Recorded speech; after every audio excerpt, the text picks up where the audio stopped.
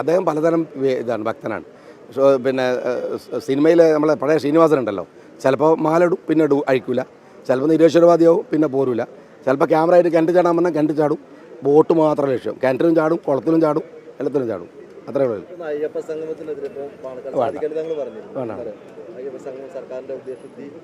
ഞങ്ങൾ നേരത്തെ പറഞ്ഞാണ് അത് സാധിക്കാതെ നിങ്ങൾ പറഞ്ഞാൽ പിന്നെ തീർന്നു, അതിൻ്റെ മുകളിലൊരു കമൻ്റ് ഇല്ല.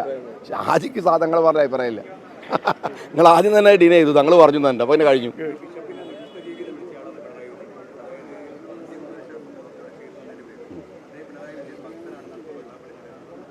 അദ്ദേഹം പലതരം ഇതാണ് ഭക്തനാണ്.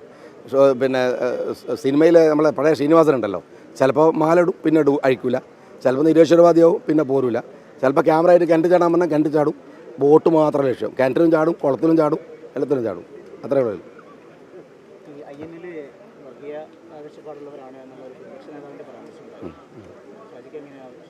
ഞങ്ങൾക്ക് അവരെക്കുറിച്ച് അഭിപ്രായമില്ലല്ലോ.